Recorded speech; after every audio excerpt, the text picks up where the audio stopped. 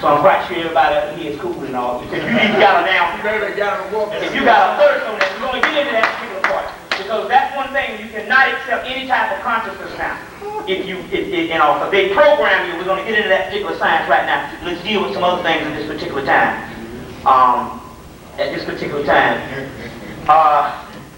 Okay. What is happening now is, as you know, that based on the Europeans, and it's interesting because I got this particular piece. Go and get, anytime you deal with some stuff, deal with the Discovery Channel. The Discovery Channel will come on and they talk in double code. They talk to the people that's supposed to know what time it is. They'll say one thing. And for the other people that's done this, you'll just believe what they want to say. So they'll come on and they'll say, they have this whole thing now, they fighting for these mummies. They fight for these mummies. And they're fighting for these particular mummies is because the simple fact is, they have now have the technology and they brought some pharaohs back to try to get information on how to save them. But unfortunately, a pharaoh in ancient Kemet was not a high priest. And most high priests never mummified themselves.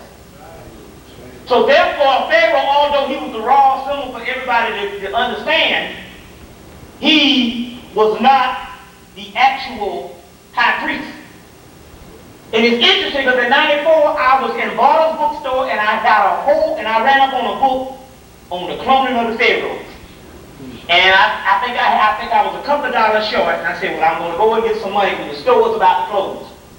And I hid the book. When I came back the next day, it was gone. And I thought that somebody bought it, but what happened was they was actually watching me in the actual store.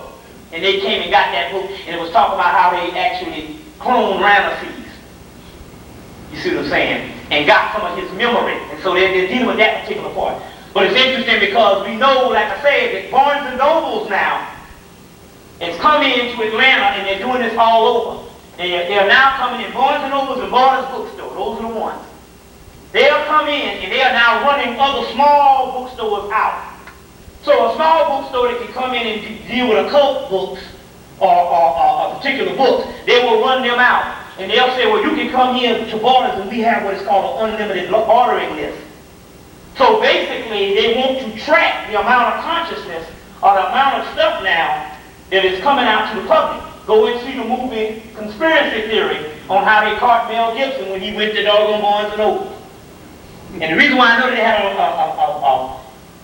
metaphysical bookstore by the name of Avalon that had everything in Atlanta. Now I know the white boy Charles, and I know he said, well, I'm closing now because Barnes and Noble's is got the business. I said, damn, Charles. I said, all you got to do is print some damn flyers out and plaster Atlanta with some flyers. I said, it might cost you $5, man, and you can get all these white people to come up in here because the white people buying stuff. This is a white boy I'm talking to. I said, so. But he was like, no, I'm closing down. And basically what it was is I think they stepped to Charles and said, your ass is out of business. Because they had another white boy named Larry up in there, and Larry knew everything. Larry knew everything. Bojan, Yoruba, everything. And Larry went crazy in '94. He ended up in the crazy house. So Charles kept the business, and then they stepped to Charles, and I think they told Charles, look, you got to get out of here. And I think the same thing happened with Samuel Weiser in New York. But all of a sudden, it just went out of business. Now, everybody knows you go to New York, you go to Samuel Weiser, because that's the oldest occult bookstore in the country. Right. And in '95, it just went out of business. And now, you know, they got a Barnes and Nobles on every corner. So what they're doing is they want to track this particular information, and people, the government want to see who's actually studying. They're not necessarily interested in what you're actually ordering, but they want to have a monitor what type of information, how much this occult knowledge is having an effect on the whole country.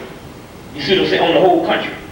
And not just for black people, but for white people, because they understood that their particular children tried to get away from their ass with that hippie shit. You see? And they like to lost the country on with their own white people. You see what I'm saying? So therefore, they are interested in everybody at this particular time. You see, so that's very key that you understand that in this particular time.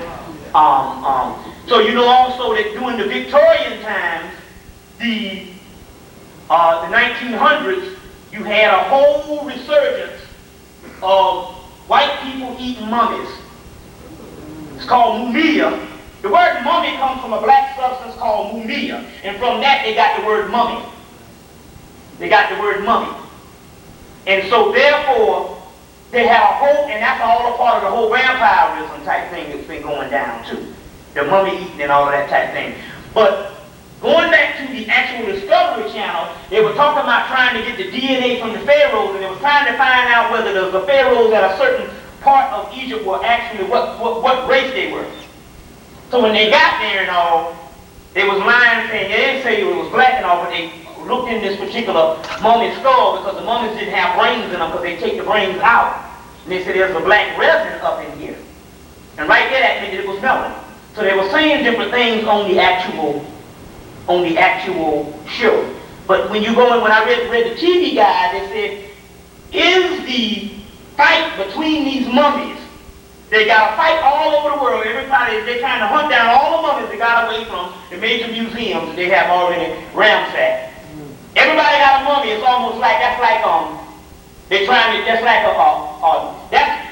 like you got a Jew hidden in your house in Nazi Germany. That's what they're looking for in these different small independent people. They hunt down these mummies and stuff because they can actually clone these mummies, because the only thing they need is a small part of DNA. Go back and see the movie Fifth Element. You see what I'm saying? See how they put that particular so-called supreme being back together. So they can clone these mummies, so they're trying to get information. Unfortunately, the people who were mummified were either regular society people or also pharaonic people, but never the priests. So if you don't have the whole 360 degrees of occult wisdom, you see what I'm saying, it ain't no good for them. The priests never were mummified. You see what I'm saying? So therefore, that's exactly what they're doing at this particular time. So understand that. Now you understand that this year the movie Volcano came out. You also notice you got that Montserrat that came out that was actually erupting at the same time. And if you notice, Princess Diana died during the same time Montserrat was erupting. She got married in 1981, the same time Mount St. Helens was erupting. So that's a cycle type thing. Not saying that she's a key figure in this, but we'll understand, you got to understand that the spirit realm gives us different key points that you're supposed to look at and analyze and study. And anytime royal society breaks down, basically, first of all, we understand that the Queen of England is the royal house of the Illuminati, Tavistock, or whatever you want to name. There's so many names. And you can't marry no doggone sand nigger, which is an Arab. That don't go nowhere. You know what I'm saying? This is the future rulers of the world. We're not talking about no England shit. We're talking about the royal pharaonic figure of the Illuminati. So just like the ancient Egyptian mystery system, which was righteousness, had a symbol that they put in the front. The whole Illuminati system have a royal family that they put in the front, and that's your Queen, King of England, that sits over the whole presidential thing here in America. They can't have none of them going off marrying no sand nigga.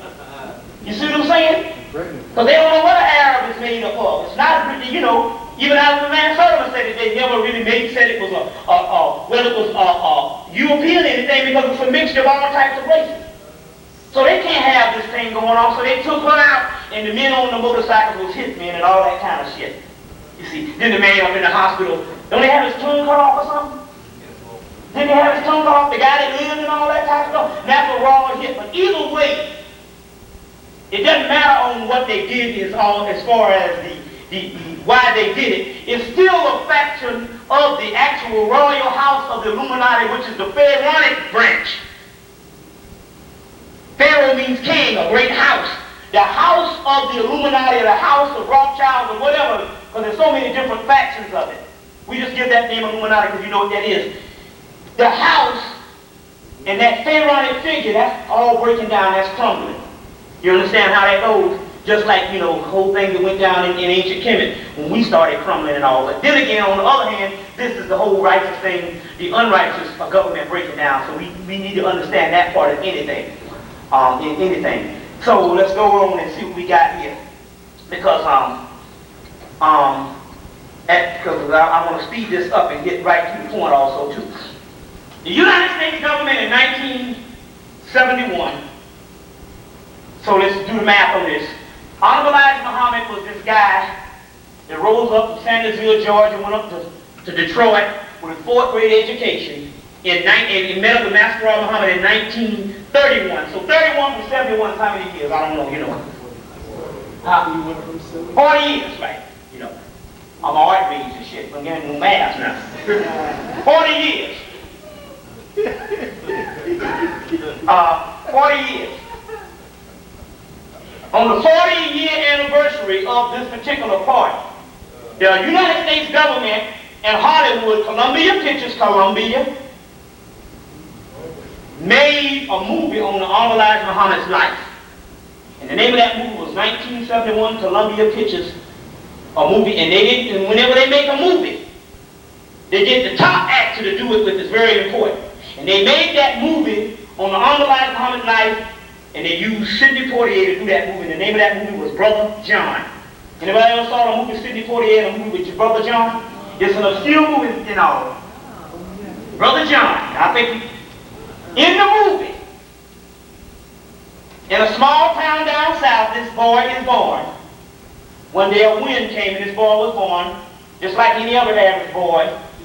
He did graduate high school, because I'm like I had a 4th grade education. Well, this particular person, he went to junior high school and he left.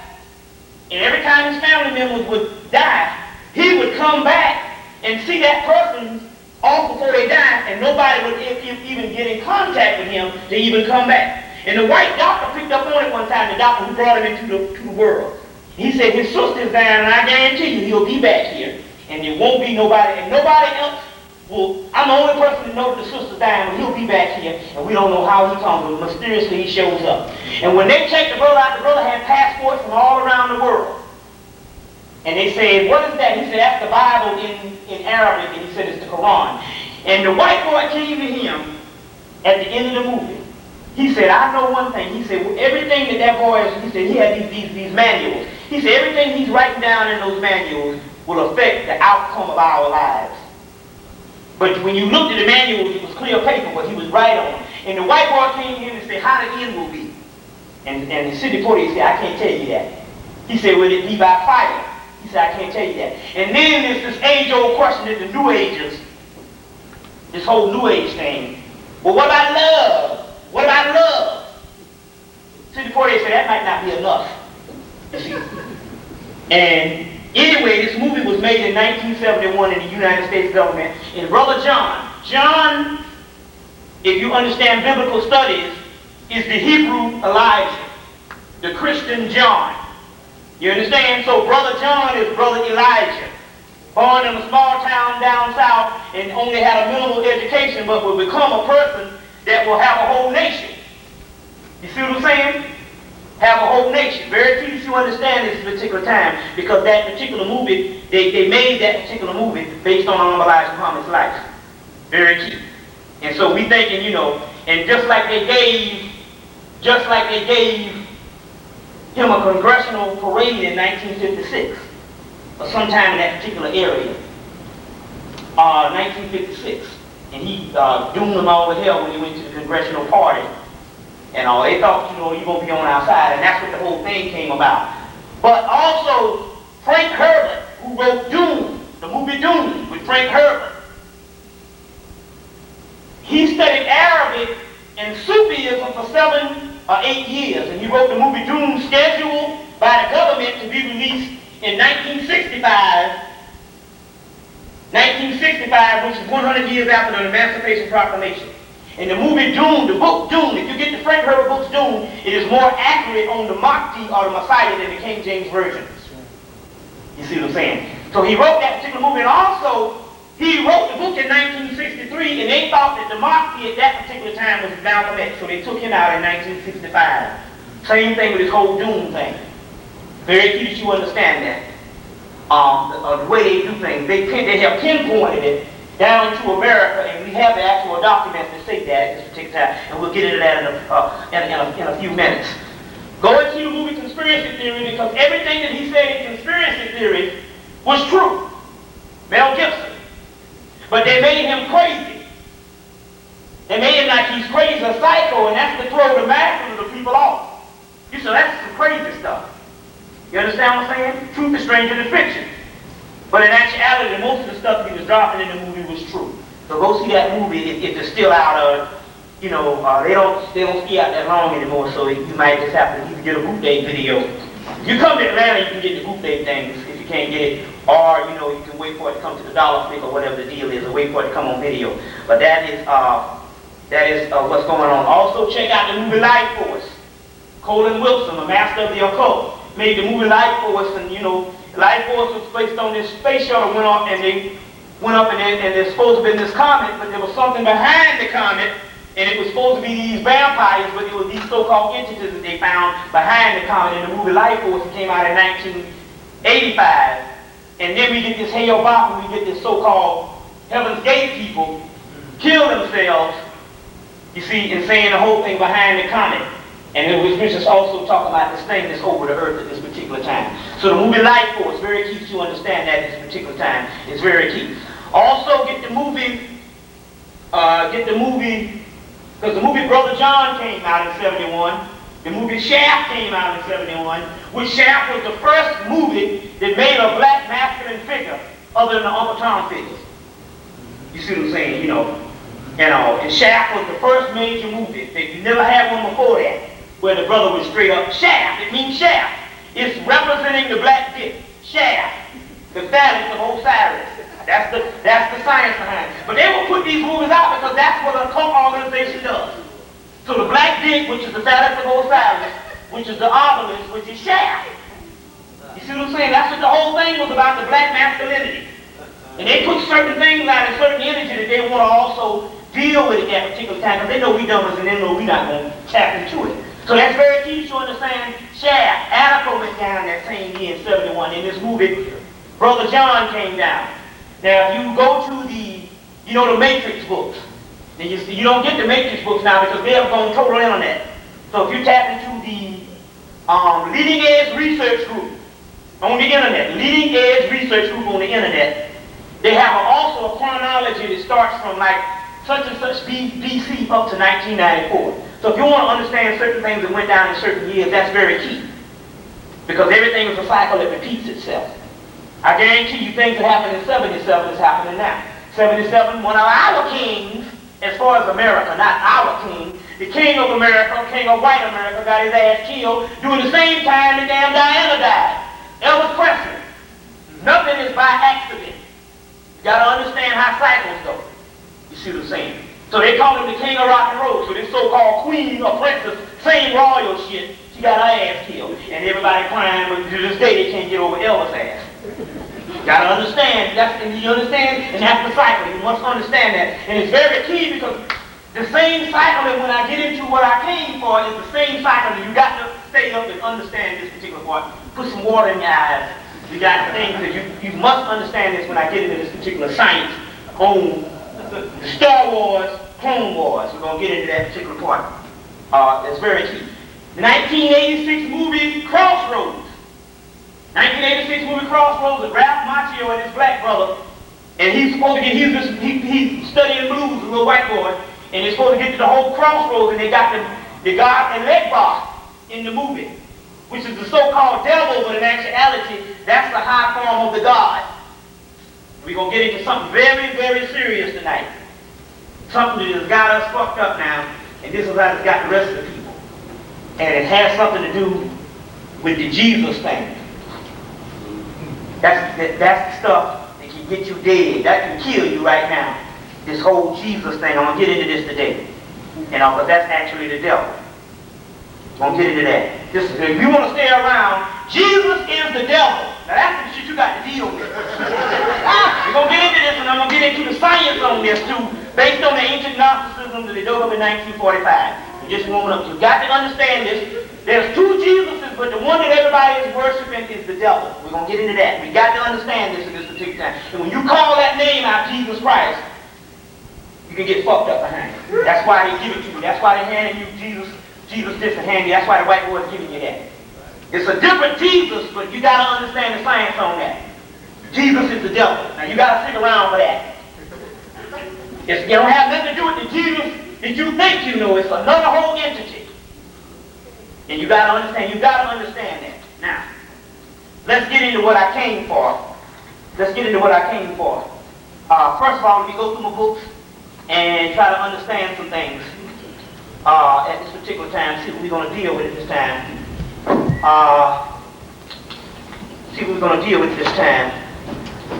Y'all bear with me now. Y'all bear with me. Let's see here. Okay, we good to go. Let's get into this. We've got enough stuff to deal with this. Okay. In 1973, and it has a lot to do with the Ahmadiyya Muhammad. Why it has a lot to do with Ahmadiyya Muhammad? Because the government understands that real key people don't necessarily come in the package of the educated person. You see what I'm saying? It doesn't come in that particular package. It has a lot to do with that. And this has nothing to do with the Nation of Islam right now. That's the first thing you need to understand. It ain't got shit to do with that right now. You see what I'm saying? Take it or leave it alone. Take it or leave it alone. As a matter of fact, that Nation of Islam is owned and operated by the Edgar Brockman Corporation of Seagram's Gin. Take it or leave it alone. I don't give a fuck. Seagram's Gin. Edgar Brockman on Death Row Records that killed both Tupac and Biggie Smalls is an entity of the whole Nation of Islam now. Now take it or leave it alone. I don't care. Edgar Brockman, under the behest of also your boy Mike Wallace, they're all hooked up into that shit. Mike Wallace, the same person that got Malcolm killed. Edgar Brockman. Farrakhan was supposed to open up a hotel in D.C. with the Edgar Brockman thing, and your boy Ben Chambers is going to take his place. You see what I'm saying? Which is all a part of the whole Illuminati thing. You got to understand this. Take it or leave it alone. That has nothing to do with the previous Nation of Islam. I'm sorry. See what I'm saying? Edgar Brockman, who is the head Jew of Seagram's Gin, is the one who runs that thing now. And he's not running, he's just the head figure of the Illuminati. That's why they're marching, and that's why they... Listen, first of all, let me understand something. First of all, you got to understand this. And Devil Black might bear witness to this. They got white boys out here in the occult realm that the government don't even talk about. They got white people that's living right now they never show on TV. They're not in the Illuminati, but they know certain sciences and they never show them on TV. Anybody that they show on TV, a lot of times, you understand, is a part of the whole government thing. They don't put the real revolutionaries on TV. And C-SPAN is a government-owned and operated and run thing, and you got to be approved by that or be a part of that. That's the bottom line. You see what I'm saying? That's the bottom line. You'll never hear them mention Aleister Crowley on TV. He dead. You'll never hear them mention Blavatsky on TV. She's dead.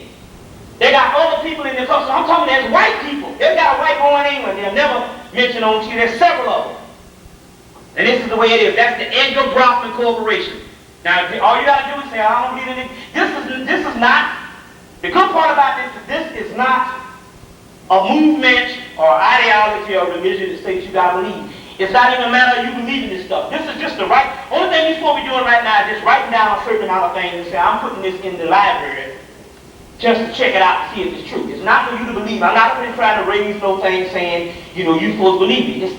It's beyond that at this particular point right now. You see. Now, dealing with this, check it out. Edgar Brockman owns Death Row Records. That's the Seagram liquor people. Now, if you're not lying, go and get that Wall Street Times article on Farrakhan on the front page. They don't put you on the front page in a Wall Street Journal. Come on now, we are stupid or something. They're going to put you on the front page. First of all, they don't even have pictures in it. They have an engraving where they draw your ass. They don't put you on the front page of the Wall Street Journal now unless you're a part of the system. And on that thing, the February issue, I think it was February 1st or 2nd, one of those. Was it the first or something? One of those. I know February issue, Wall Street Journal, they dealt with Edgar Brockman, who had to meet with Louis Farrakhan, Edgar Brockman, Mike Wallace, who set it all up, and Ben Chavis, who was going to take over the Nation of Islam. Who, the day after he went into change from Christianity to Islam, is that whole day they put that whole thing together. And then the whole alliance with Joseph Lowry recently. Now, come on now, you're supposed to be a revolutionary people, and you sitting down at the table with Joseph Lowry? You understand what I'm saying? I wouldn't be caught dead on the stage with Joseph Lowry or any civil rights all-star people. You understand what I'm saying? We know that's government control from the get-go. You understand what I'm saying? That's government control from the get-go. I wouldn't be caught dead on that. He's on there with him and Cornel West, of all people, that Negro. And we thinking that's a revolutionary person, and I'm not saying, I'm just telling you the way it is. And let me repeat this. They could not track black males from the census, from 1990 census. The only people that's hard to track in the United States was the black males between 18 to doggone 26 or 27. So the government called for a million-man march and the voter registration to track black males. Take it and leave it alone. That's what the whole thing is about. Let's not be funny with this damn mess. Anyway in hell you're going to have something, and they put it on TV if it's not for the thing. And they track the black males based on voter registration. And then all of a sudden the Nation of Islam become the #1 voter registration people. It was Jesse Jackson who was doing the voter registration, Rainbow Coalition, who was the #1 voter registration people among black people. The Nation of Islam took that over. Let's not be funny with this mess. And he took the voter registration, and they came out with the actual rappers. Increased the vote, because they own it all too. You got to understand about hip-hop culture. The first rappers, the KRS-One and all those particular ones, first came out, and it was rappers singing about African culture, Afrocentric culture, Egyptian culture, what have you. X-Clan and all that. And the same KRS-One has now changed from African culture to hip-hop culture. What the hell is that? So you got your boy up in Philadelphia talking shit about me and Delbert Blair. What's my man's name? In Philly, revolutionary brother. Dale Jones, writing in the Philadelphia newspaper, talking shit about me and Delbert Blair, talking about we into that metaphysical shit, and it's about the revolution, and these guys is fucking y'all up with the revolutionary thing and the UFO stuff. He's talking junk. But he's the same one that talked junk about what's the name, but you got to understand, your boy that does the trumpet player, Wynton Marsalis. They had an interview with Wynton Marsalis.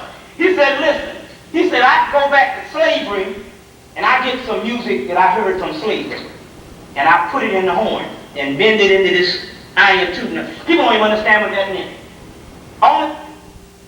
How many people in here can picture slavery in your mind, or picture the Civil War and all that stuff, or picture Egypt? For the mere fact that you can do that means that you go there. If you don't go there, you can't even perceive it. So that's a form of time travel, whether you know it or not. That's what it is. So he said, I go back to slavery, and he said, I even got some stuff from Egypt and put it in the horn. So the white boy asked him about rap music. He said, that's not ours. He said, the first realm of rap music, the stuff from the scat, later on the bebop and the Sugar Hill Gang and all of that, and the first My Adidas, which was Run DMC singing about their sneakers, that was ours. Then the white boy came in and he put this whole thing where you're supposed to be a thug nigga in this complaint rock and roll that's called, which is the Sex Pistols, where you're just so crazy you bumping your head into the walls and doing all this crazy stuff. He said that's punk rock. And they have come in and infiltrated that. And now at this particular time, all music on the radio, all black music on the radio got something wrong with it. Yeah. It don't even sound the same as the shit from the 70s, not even the 80s. No feeling. It's all messed up. No feeling. Now, when I went to speak in Baltimore, There were some brothers there, and they were all in the hip-hop thing. So they all do a recording. The revolutionary brothers and they're young brothers, and they do the recording. And they said when we were in the studios, they had a guy standing there with a damn machine gun at one of these doors. And when you walked in, the one guy said, well, that's the stuff where they put all that shit on the record. After you come in, record your stuff, and thinking you all hip-hop, and you talking in country stuff. And they come in and put another track up under the Devil Blair talked about that too. And he said, there's a guy guarding the door. And they said they saw it when they were up in actual, up in Baltimore. So this particular hip-hop culture, I've seen it. I've seen it for the first time. I've seen this 20-year generation after 1977. I've seen it this year on the college campuses up at Atlanta University. And it's a whole other thing where this hip-hop culture, man, has got people crazy. It's another energy going on, and it destroys melanin. This stuff destroys melanin. Any fool know all you gotta do is if you listen to the rap, just get off it for a week or 2 weeks and then go back and listen to it. It'll give you a headache. It destroys the melanin for the ones who still have melanin. You see, who still have melanin. So these are things you got to ponder and all of it. It's not a matter of saying you wrong for talking about Farrakhan. You ain't no damn fool. Anytime they put you on that TV set, you see what I'm saying? Why would you even go on the TV set? You see what I'm saying? I mean, I go on local radio down in Atlanta because I know the people that I'm dealing with in the whole 9 yards, and I might go on there once a month and all this type of stuff. But I'm talking about that media right now. You see, it's real dangerous. Real dangerous. Now let's go into some things right now.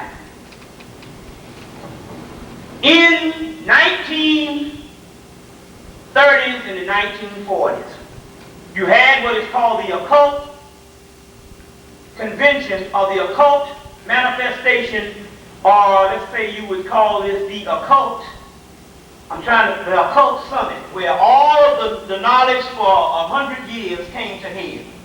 So you have what is the Blavatsky in the late 1800s, the Theosophical Society, which is Blavatsky, the Golden Dawn Society, Alypius Levi, which is also other groups, which are Rosicrucian orders, and all of that particular part.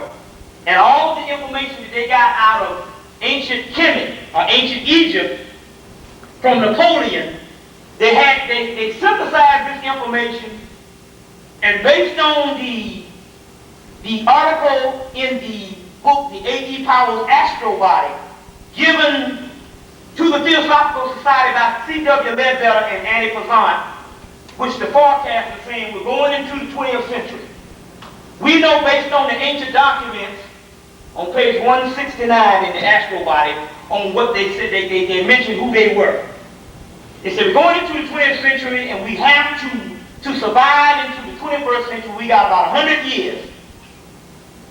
We know based on the Rosicrucian cosmos conception, which is the information, that a group of people in the late 20th century, pineal glands, will actually open up like a time capsule. And that God realm will be back. So this occult order, a Masonic order, set their sights on the time around World War II, from anywhere from 1931 to 1945, to produce the ultimate bomb, or the ultimate weapon to finally do in black people. Now let's go into this. You want to get the book, Gerald Schultz's book, Adolf Hitler, Black Magician, by Gerald Schuster. Adolf Hitler, Black Magician, by Gerald Schuster. It used to be called Adolf Hitler, the Cult Messiah. Which Adolf Hitler was a member of the Thule Society. And the Thule Society is the metaphysical branch of the Nazi Party, which was the mundane political branch. And what they used to do, just like we stand around the corners and now we're trying to discuss how to get out of this mess. In the 1930s in Germany, they used to sit around and discuss on how to save their lives or prolong their lives in this particular 20th century. And the Thule Society enacted the Nazi Party and the Illuminati and the world governments came in and put a war on, which was a ghost war. What is a ghost war? It's a decoy. Anytime they want to make something happen, they'll put a war on, but there's something up under that they're actually dealing with. And at that particular time, they had also convened in the book, The Astro Body, they had also had the science on trying to make human artificials. Based on the Hermetic text and different things that the Moors left behind, they had the science on how they can actually make a human. But they hadn't put it, it was only in theory at that time, or only based on ancient documents. So as a result, from 1931 to 1945, and mainly 1939 is when they started taking the actual European Jews into captivity, into the concentration camps, was to try to understand, to make the master races all try to understand gene splicing, which was called the Eugenics Society, which George Bush's father was the head of. You see what I'm saying? The Eugenics Society. And that whole gene thing, and that's the master race thing. And as a result of that, they learned how to clone, make duplicate humans. Now, this is the key. They learned how to clone. Do you know that a month ago, they came on the Discovery Channel, and first of all, they went and dug up the grave that was supposed to be the grave that Adolf Hitler was supposed to be buried in, and they dug it up in 93 and wasn't nobody in it. Yeah. But not only that, they showed on the Discovery Channel, because they do two histories. For the people that know what time it is, they always give you, they show the actual double of Adolf Hitler. They said that he had about 5 different clones. They say he had 5 doubles. So, to the untrained mind, you will say, oh yeah, the Nazi Party had Adolf Hitler lookalikes where they went through Germany and they got Adolf Hitler lookalikes to take it. But if you got to the untrained masses, but to the trained person, they were saying that he had about 5 different doubles. And they actually showed the double right on the damn TV set laying in the ruins when the Russians got there. They showed his clone. Now, we know that Joseph Mengele was the chief scientist. Why is it that the regular Nazi Party political figures, they hung at the Nuremberg trials in 1947, but Joseph Mengele, who was the main one, the doctor of death, who actually learned how to clone based on using the actual European Jews as guinea pigs, they didn't find his body until 1987 in South America. But they said, right on the history, they said that they had him right in the Nazi POW camp, in the Nazi POW camp, the American POW camp, prisoner of war camp, and somehow he walked right out the front door. And what they're trying to show you is this.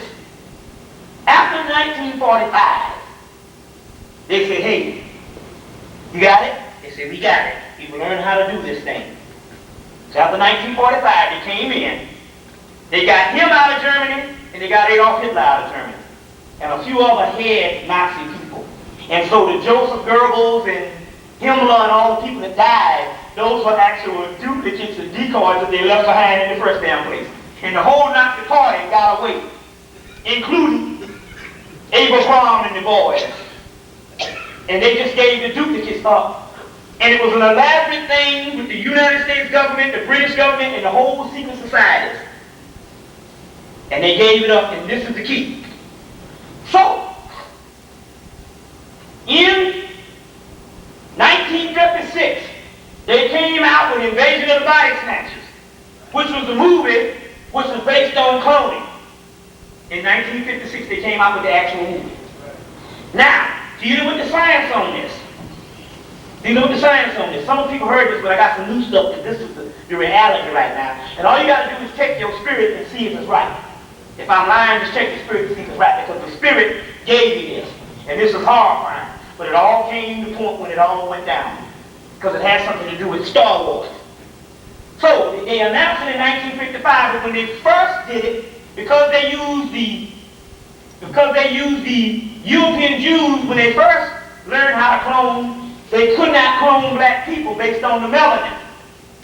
So they experimented on it in the late 1960s, early 1970s. Early 1970s. There are reports that the first successful black clone was Martin Luther King. Just take the spirit on this shit. That's why I told you that they had a spiritual psychic woman that understood, she could see into another dimension, and she knew he was a government agent. That's why she stabbed his ass. Remember the woman stabbed his ass? She didn't do that because she was crazy. She did that because he was a government agent based on the British intelligence who was successfully got out of doggone India with Gandhi. They told the United States government, so you got a nigger problem over there? They said, do the non-violent thing that we successfully got out of India with Gandhi. You see what I'm saying? And all this was the counter, no True Ali, Honorable Elijah Muhammad, the leftover Marcus Garvey movement, and the so-called revolutionary movements that needed to build a counter-revolutionary movement.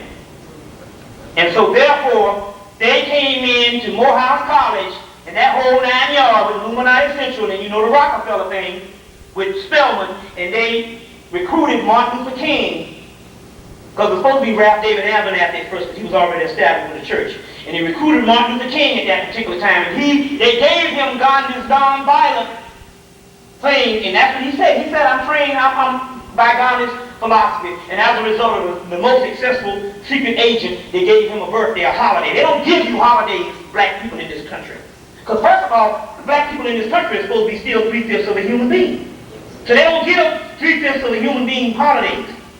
You see what I'm saying? They didn't give the Native Americans none. And you know what I'm saying? Why they gonna give a black man a holiday for? Because he was a government agent, and that's why Ronald Reagan, which was supposed to be one of our most racist presidents, why the hell he gonna sign it? Bush and them didn't even sign the damn Earth Summit in 92, but they gonna sign some shit for a damn nigga. That was all because he was #1 government agent, and also, we talking about one of the first black clones. Mary Keith Johnson. Just do the math on it. You don't have to take a clone bit, but you damn sure better take he was a government agent. Because every time you get into an argument about something spiritual or something revolutionary, they always throw Martin Luther King up in your face.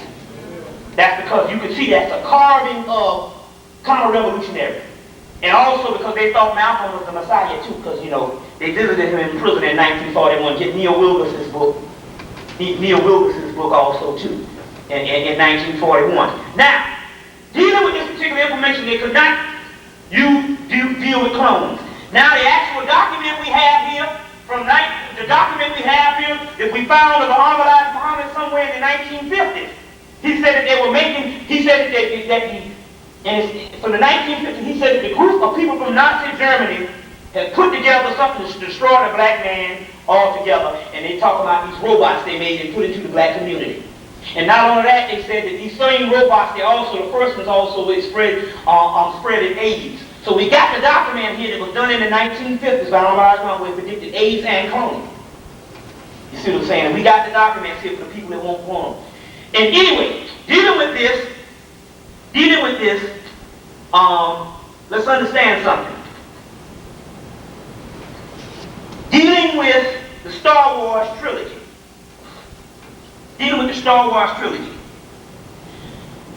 Go and get the three trilogies, which they just released this year. They waited for Honorable Elijah Muhammad to die in 1975.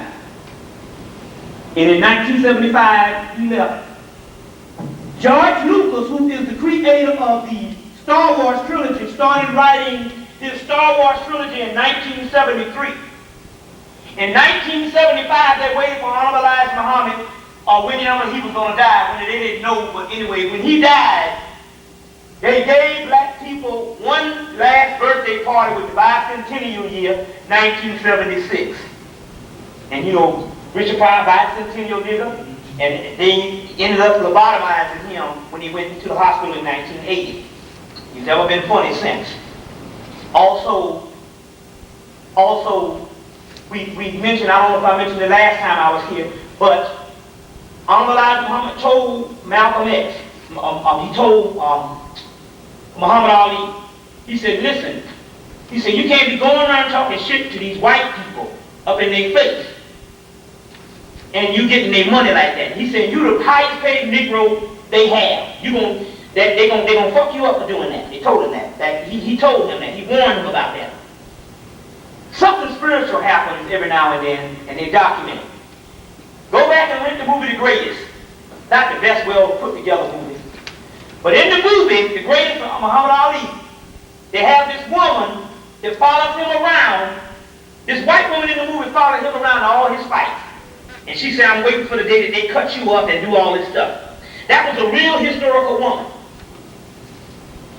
The part where she went in the movie and said, I'm waiting for the day that somebody cut you all up, that was not what she really said.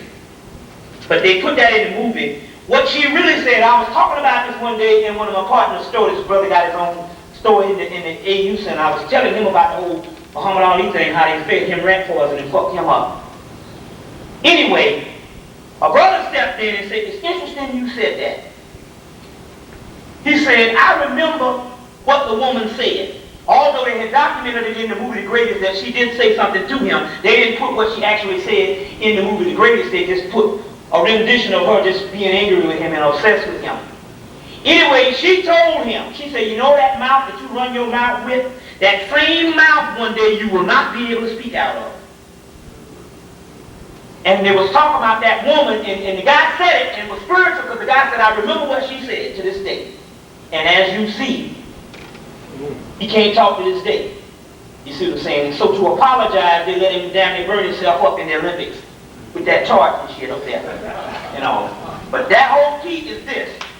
Now dealing with that, we got to understand this part. This is the key. All you got to do is go read the 3 trilogies. In 1977, 76, they were filming the movie. The movie was released, Star Wars, the first one, in the spring of 1977. George Lucas is a form of an advanced secret society. Him and Mark Hamill, the guy that played Luke Skywalker. When LA burned up in 1984 or 94, in 1994, the only house that didn't burn up in Malibu was George Hamill, because he did a mass elaborate ritual and stopped that, because he's a part of the whole occult society and the whole Nazi movement. It's documented. All the thing I'm saying is documented in materials and all. I'm going to give you the materials in a few minutes also. But listen, the government literally came to George Lucas and had him to write this story, Star Wars, also. It's a multi-dimensional story that also deals with stuff in the past, but if you understand mythology, it deals with, it's called chaos sphere, which means it deals with things not only in the past, but it's ongoing even in the future. These cycles overlap itself. Now, this is the key what I'm talking about. In the Star Wars movie, Luke Skywalker, Father Darth Vader, first became Darth Vader because he fought in something called the Clone Wars. The Clone Wars. And that's the first movie. Now, why is it they're going to put about the Clone Wars and they don't explain it throughout the whole movie? But the key is, I told you that the history of Atlantis, some of the key history to Atlantis, the Illuminati hired J.R.R. Tolkien, which wrote The Lord of the Rings, The Hobbit, and he told them that the Illuminati or the government hired J.R.R. Tolkien and told him to write Lord of the Rings, Volume 1, 2, and 3, the history of the Middle Earth, and The Hobbit, which is all a part of the black man's history. So we know that the mythology is they put, you ain't going to find it in the regular history books. The comic book store got more black history than the Afrocentric bookstore. The comic book store. Because that's the way the white man does things. He know we educated niggas now. And he know that we want to find everything based on the collegiate version to explain ourselves. That's the whole Afrocentric community. That's why they couldn't agree with their cult world. Oh, because it ain't in the college library. The college library ain't got shit in it. You tell me, yo, you got a document that you won't even understand. The college library or the collegiate library that Dr. Ben and all was studied in, That is a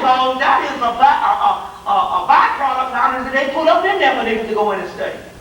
You see what I'm saying? So in the book, I'll get the book for you right now. This is the one you want to get. You want to get A Guide to the Star Wars Universe by Bill Slavicsek.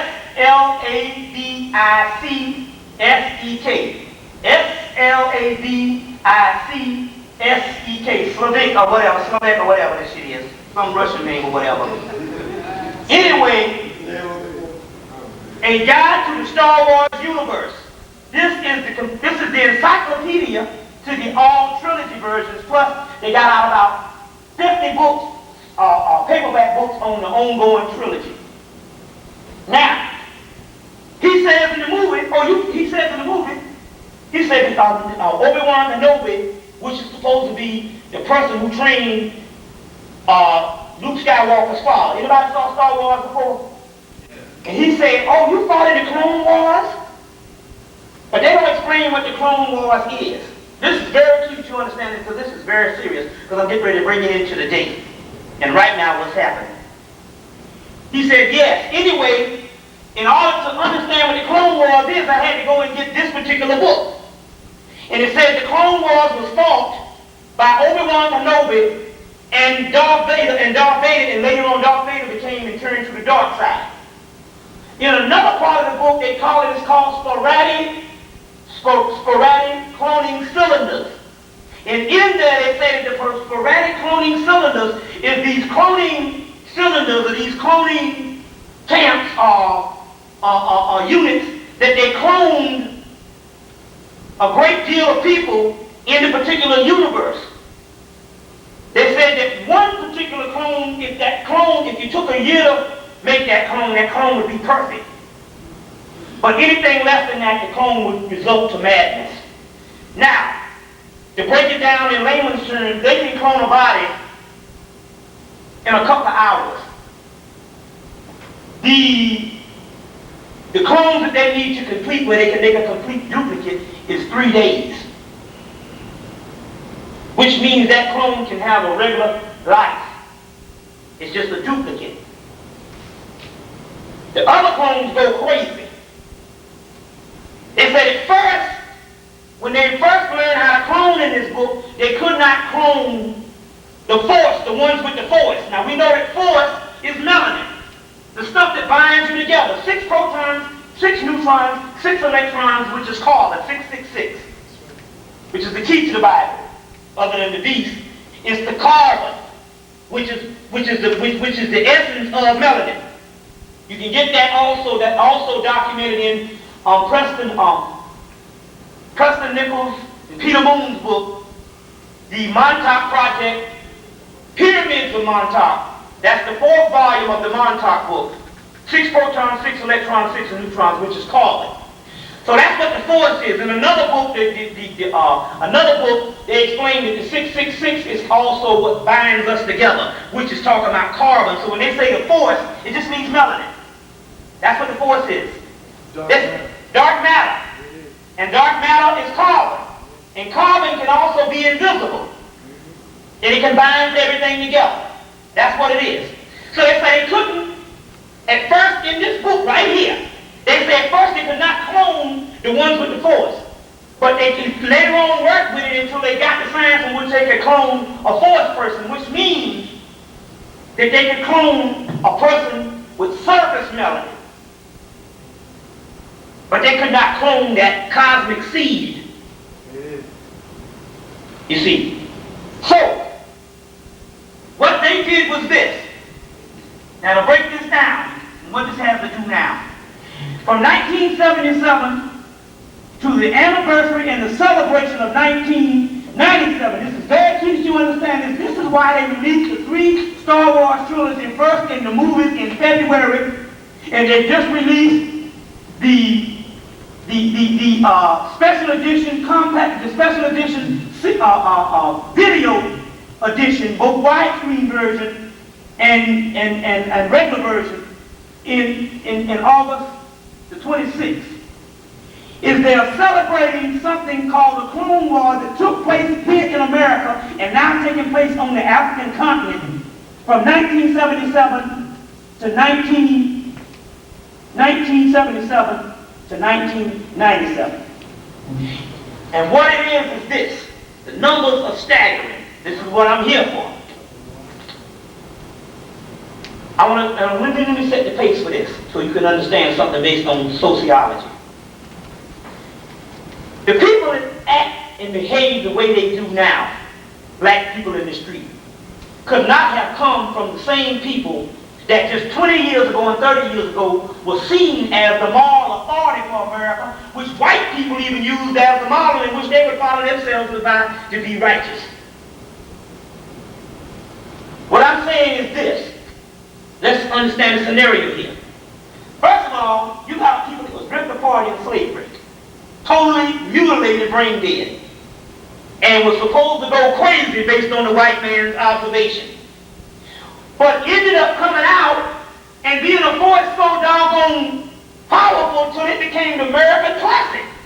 You remember how every American classic that we got is based on black people. Both your doggone jazz, your rock and roll, you understand what I'm saying? Entertainment, and even educational structures that they don't tell you why they had to integrate people. Social structures. Social family structures. Now I want to ask you a question. Be honest with me. How is it that people can come out of slavery and raise themselves to a certain level to dare even become a force to be reckoned with in America by the white people that dominate them and have nothing to do with, and yet you can have a group of people from the 1960s on up that have damn near a lot of stuff. They got TV, they got this, they can go here, they can go there, they're more exposed than the people that preceded them. You understand what I'm saying? And yet acting fool. It don't happen in human behavior. Another thing in human behavior, if the things that's going on in black America right now was to happen, you would have seen traces of that particular thing all the way back to the the early 1900s. But we understand that the things that have gone down in the last 10 years happened overnight, somewhere in the mid-80s. It just snapped and killing each other and stuff. You understand what I'm saying? In mass form. What happened was this. Now let me go into a bit of history here. Based on the Rosicrucian cosmos conception, which was stuff that was given by the Rosicrucian order and all the occult orders, you can get it in both Dion Fortune's book, The Cosmic Doctrine. You can also get it in the woman Vera Stanley's book, I'm going to give you several books so you can get this, where it's a document that they used based on the cult order on what was going to happen in the future that they had to fight against. Something Vera Stanley's book, The Finding of the Third Eye. The Rosicrucian Cosmos Conception, that's the name of a book you can get it in. You can get it also in Murray Holt's book called Practical Egyptian Magic, as well as her book called Ancient Egypt, The Sirius Connection, Murray Holt, and a host of other books. And it says, also in a book by A.T. Mann, Millennium Prophecies 2000, and it said, based on the ancient fragments that the occult orders had, that somewhere in the 1990s, also in Nostradamus' book, Nostradamus, The Complete Scriptures, there's a book called The Complete Prophecies of Nostradamus. That's the one you want. And in that particular one, it says that in the 1990s and somewhere between the 1980s and the 1990s, black people would come back into consciousness, which means that their third eyes would open as a race of people. But as a result, the amount of black people that has come into some form of consciousness is less than 1%. Because you're in the conscious community or whatever, you think that it's more than that because the people you interact with in our little clique. But based on the masses of the people, it's less than 1%. But this is supposed to be a latent DNA timing capsule that is triggered with the knowledge of the old ones in a book called Prisms of Lyra, that was supposed to open up somewhere in the late 80s. And in this book, Sign of the Serpent, Mark Balfour, Keys to Creative Physics. When you see that word creative physics, That means melanin, creative physics. Sign of the serpent, Mark Balfour. And in here they say in 1986, the scientific evidence said by 1986, they saw in a few people that the serpent, which is the Kundalini energy that had been laid dormant for millennia, started rising. But yet, we only have less than 1% of the people who came into the consciousness. What does that mean? That means for the mere fact that you can fathom this right now and sitting here and hungry for this means that your Kundalini is risen to a certain level. Otherwise, you wouldn't be here. But we know that the masses of the people reject knowledge in a time when it is supposed to have been prophesied that they were supposed to open up. And this is what I'm saying. This is the key. Now fathom this and just use it with the Spirit. From 1977 to 1997, the government came in and literally replaced the entire black population, but a few people with duplicates. Think about it. With duplicates. Makes sense now. If we're supposed to be waking up now, but yet we understand that the conscious level is less than 1% of the whole population. So let's say you got 60 million people. You only got about 1 million people that's still here. And the rest of the people are dead. But yet, they're still here. They're just robots. Think about it.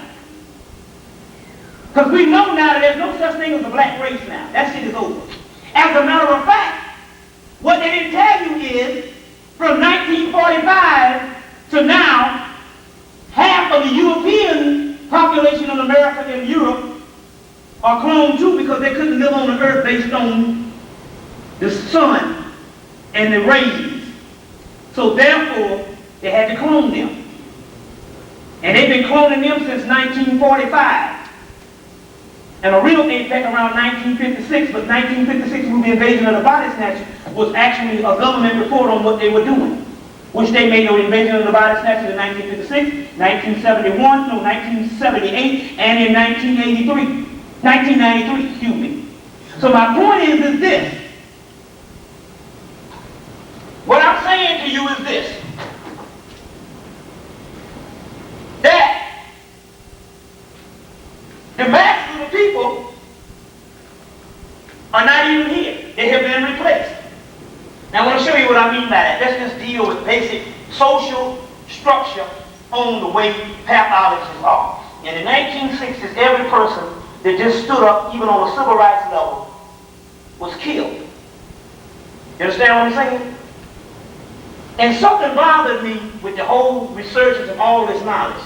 I said, now how is it that they can kill everything walking in the 1960s, and even before that, when we talk about that critical era, on basic mundane things, and yet we got all this knowledge and stuff right here, and nobody dying. I couldn't understand that. Another thing kept coming to me in the lectures that I kept saying, and I said it in my lectures, I said, wait a minute. Seems to me, if we understand all this prophecy that even the white boys is talking about, it says that we were supposed to rise up in the last days, I wouldn't have waited till now to doggone start killing people. I would have been doing it in the 70s, and I kept saying that. I would have started in the 60s. You see what I'm saying? The Star Wars trilogy that they just celebrated. Now, first of all, we want to understand, why is it that they just re-released this particular movie? And then we get this thing about the Clone Wars, and it makes sense. That means somebody came in and literally replaced one race with the other. Well, we got to believe this kind of thing for one reason, because if you understand spiritual prophecy, we know that in the last days, it's supposed to be so hideous and horrifying that it's got to be something greater than what you think just, we all living trying to get jobs and things ain't going on now, and we can't get jobs, so now God got to come back and tear this thing up. We know that it's got to be something greater than that. And why is it that all of a sudden we reject knowledge like it ain't nothing? The masses of people, you can't tell them nothing. They get quiet. saying? They had to replace a whole race with a whole duplicate. And the only ones that's left is the ones that you see that's in the consciousness. And a few people that still get in the consciousness and still searching. That means that they had to come in and replace people. So listen, your whole dope dealer thing, clones. Your whole game warfare, clones. Most of your entertainers, clones. It makes sense. Think about it. And they can replace a whole group of people with another group of people. And this is what we're talking about, because what happened was this. We were into the civil rights movement and we were marching and doing all this shit.